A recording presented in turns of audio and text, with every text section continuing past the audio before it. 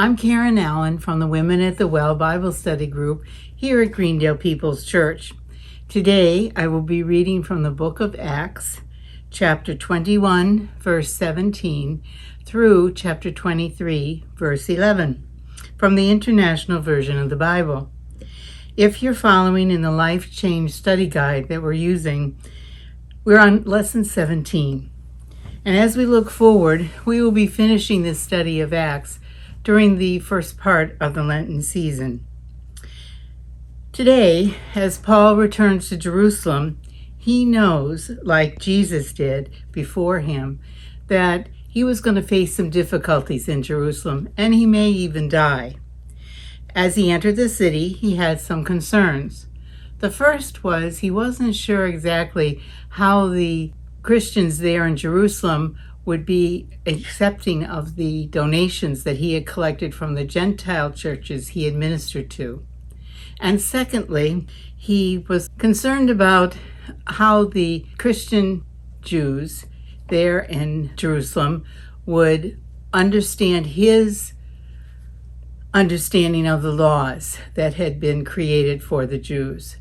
These were man-made laws. They'd been followed for 200 years, and he had adjusted them to work with the Gentiles.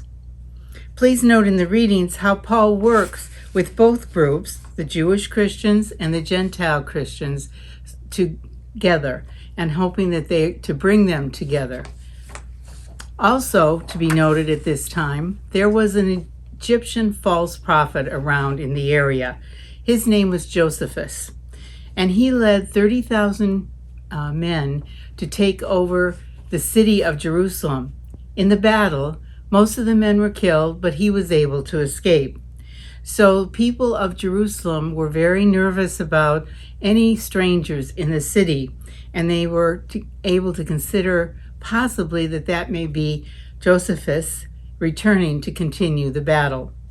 Now for the reading for today. Again, we're starting with Acts chapter 21, verse 17. When we arrived in Jerusalem, the brothers and sisters received us warmly. The next day, Paul and the rest of us went to see James, and all the elders were present. Paul greeted them and reported in detail that God had done among them, the Gentiles, through his ministry. When they heard this, they praised God. Then they said to Paul, "You see, brother, how many thousands of Jews have believed, and all of them are zealous for the law. They have been informed that you teach all the Jews who live among the Gentiles to turn away from Moses, telling them not to circumcise their children or live according to our customs. What shall we do? There are 4 men with us who have made a vow. Take these men, join them in their purification rites, and pay their expenses so that they may have their heads shaved. Then everyone will know there is no truth in these reports about you, but that you yourself are living in obedience to the law. As for the Gentile believers, we have written to them our decision that they should abstain from food sacrificed to idols, from blood, from the meat of strangled animals, and from sexual immorality." The next day Paul took the men and purified himself along with them. Then he went to the temple to give notice of the date when the days of purification would end, and the offering would be made for each of them. When the 7 days were nearly over, some Jews from the province of Asia saw Paul at the temple. They stirred up the whole crowd and seized him, shouting, "Fellow Israelites, help us! This is the man who teaches everyone everywhere against our people and our law and this place. And besides, he has brought Greeks into the temple and defiled this holy place."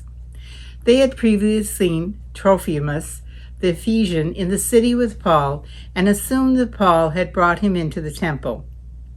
The whole city was aroused, and the people came running from all directions. Seizing Paul, they dragged him from the temple, and immediately the gates were shut. While they were trying to kill him, news reached the commander of the Roman troops that the whole city of Jerusalem was in an uproar. He at once took some officers and soldiers and ran down to the crowd. When the rioters saw the commander and his soldiers, they stopped beating Paul. The commander came up and arrested him and ordered him to be bound with 2 chains. Then he asked who he was and what he had done. Some in the crowd shouted one thing and some another, and since the commander could not get at the truth because of the uproar, he ordered that Paul be taken into the barracks. When Paul reached the steps, the violence of the mob was so great he had to be carried by the soldiers. The crowd that followed kept shouting, "Get rid of him!" As the soldiers were about to take Paul into the barracks, he asked the commander, "May I say something to you?" "Do you speak Greek?" he replied. "Aren't you the Egyptian who started a revolt and led 4,000 terrorists out into the wilderness some time ago?" Paul answered, "I am a Jew from Tarsus of Cilicia, a citizen of no ordinary city. Please let me speak to the people." After receiving the commander's permission, Paul stood on the steps and motioned to the crowd. When they were all silent, he said to them in Aramaic, "Brothers and fathers, listen now to my defense." When they heard him speak to them in Aramaic, they became very quiet. Then Paul said, "I am a Jew, born in Tarsus of Cilicia, but brought up in this city. I studied under Gamaliel and was thoroughly trained in the law of our ancestors. I was just as zealous for God as any of you are today. I persecuted the followers of the way to their death, arresting both men and women, throwing them into prison, as the high priest and as the council can themselves testify. I even obtained letters from them to their associates in Damascus, and went there to bring these people as prisoners to Jerusalem to be punished. About noon, as I came near Damascus, suddenly a bright light from heaven flashed around me. I fell to the ground, and I heard a voice say to me, "Saul, Saul, why do you persecute me?" "Who are you, Lord?" I asked. "I am Jesus of Nazareth, whom you are persecuting," he replied. My companions saw the light, but they did not understand the voice of him who was speaking to me. "What shall I do, Lord?" I asked. "Get up," the Lord said, "and go into Damascus. There you will be told all that you have been assigned to do." My companions led me by the hand into Damascus because the brilliance of the light had blinded me. A man named Ananias came to see me. He was a devout observer of the law and highly respected by all the Jews living there. He stood beside me and said, "Brother Saul, receive your sight." And at that very moment I was able to see him. Then he said, "The God of our ancestors has chosen you to know his will and to see the religious one who has to hear words from his mouth. You will be his witness to all people and what you have seen and heard. And now, what are you waiting for? Get up, be baptized, and wash your sins away, calling on his name." When I returned to Jerusalem and was praying at the temple, I fell into a trance and saw the Lord speaking to me. "Quick," he said, "leave Jerusalem immediately, because the people here will not accept your testimony about me." "Lord," I replied, "these people know that I went from one synagogue to another to imprison and beat those who believe in you. And when the blood of your martyr Stephen was shed, I stood there giving my approval and guarding the clothes of those who were killing him." Then the Lord said to me, "Go, I will send you far away to the Gentiles." The crowd listened to Paul until he said this. Then they raised their voices and shouted, "Rid the earth of him! He's not fit to live!" As they were shouting and throwing off their cloaks and flinging dust into the air, the commander ordered that Paul be taken into the barracks. He directed that he be flogged and interrogated in order to find out why the people were shouting at him like this. As they stretched him out to flog him, Paul said to the centurion standing there, Is it legal for you to flog a Roman citizen who hasn't even been found guilty?" When the centurion heard this, he went to the commander and reported it. "What are you going to do?" he asked. "This man is a Roman citizen." The commander went to Paul and asked, "Tell me, are you a Roman citizen?" "Yes, I am," he answered. Then the commander said, "I had to pay a lot of money for my citizenship." "But I was born a citizen," Paul replied. Those who were about to interrogate him withdrew immediately.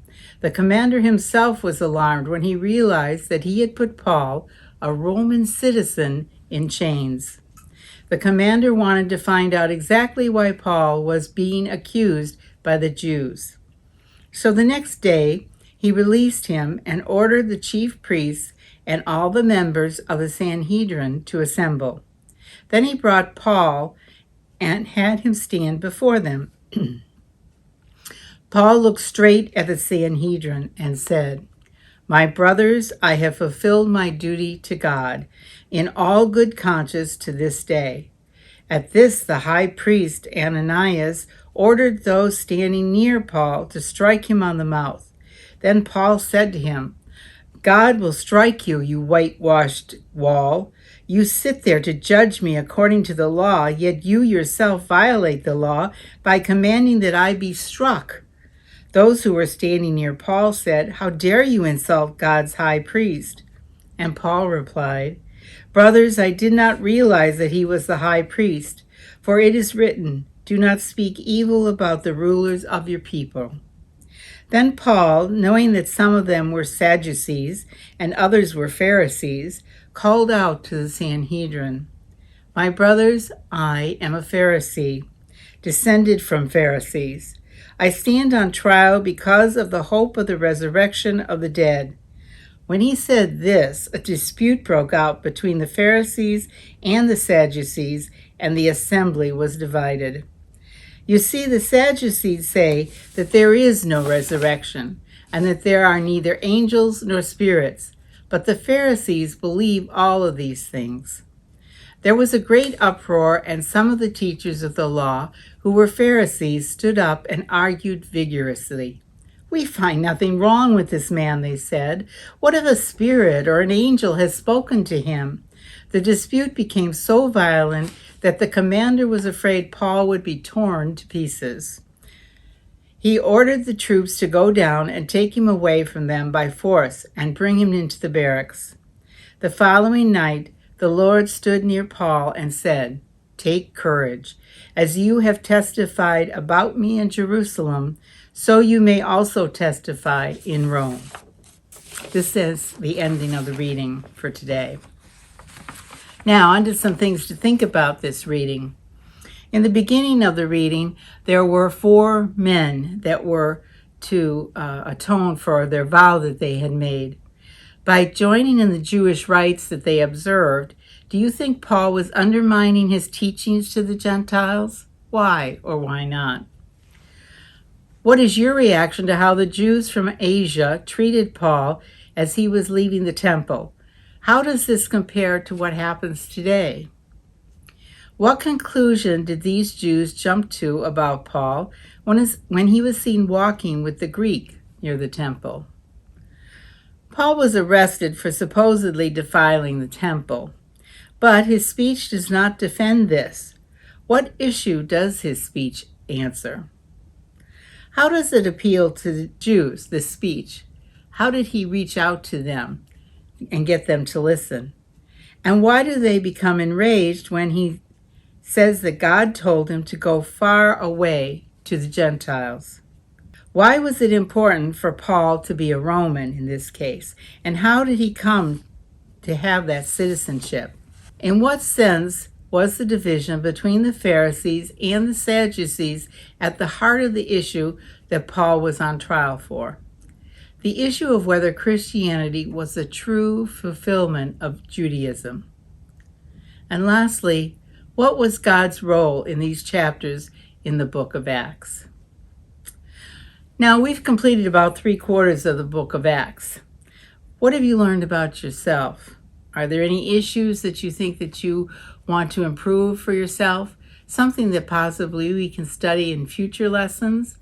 Please let me know if there are any issues, or if you want to discuss portions of the book. Continue to make notes on the themes in the 6 themes and act sheets that you started in the beginning. And you can contact me anytime at KarenAllen2006 at AOL.com. And thank you for joining us today.